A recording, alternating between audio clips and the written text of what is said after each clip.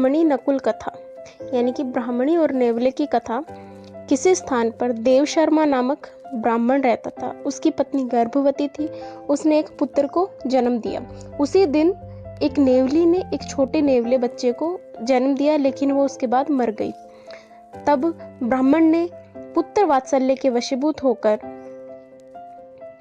उस नेवले को अपने घर लेके आ गया और ब्राह्मणी ने उस नेवले के बच्चे को स्तन से दुग्ध पान कराया तथा तेल से अंगों की मालिश करी और उसका लालन पालन किया। परंतु वह ब्राह्मणी उस नेवले के बच्चे पर विश्वास नहीं रखती थी।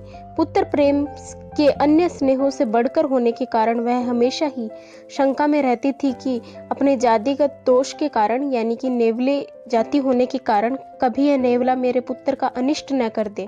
कहा भी गया है कि दुर्विनीत, कुरूप, मूर्ख, दुराचरण करने वाला, दुष्ट, कुत्सित पुत्र भी पुरुषों के हृदयों को आनंद प्रदान करने वाला होता है। संसार ऐसा कहता है कि चंदन ही शीतल होता है। वस्तुतः पुत्र का स्पर्श तो चंदन से भी बढ़कर होता है। लोग जिस प्रकार पुत्र के बंधन को चाहते हैं, वैसा मित्र के, पिता के, हितकर के, पालन पोषण करने वाले के बंधन को भी नहीं चाहते। इसके पश्चात एक दिन चारपाई पर पुत्र को सुलाकर वह जल का घड़ा लेकर पानी भरने गई और पति से बोलकर गई कि हे ब्राह्मण, मैं जल के लिए तालाब पर जाऊंगी, तुम्हें इस पुत्र की नकुल से रक्षा करनी चाहिए। तब उसके चले जाने पर ब्राह्मण भी पीछे से घर को खाली छोड़कर कहीं भिक्षा के लिए निकल गया। इसी बीच भाग्यवश एक काला सांप बिल से निकला।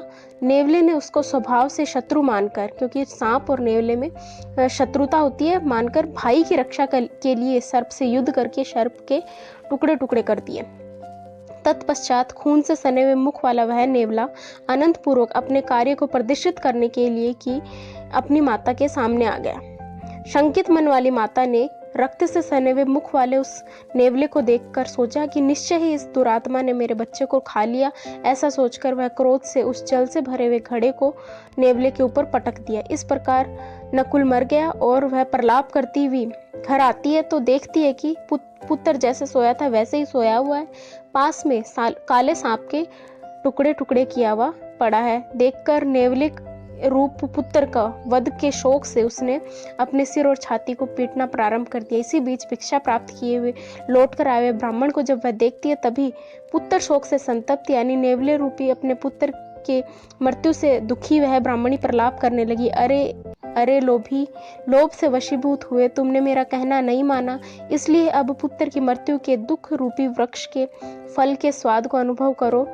अथवा यह ठीक भी कहा जाता है कि अत्यंत लोभ नहीं करना चाहिए।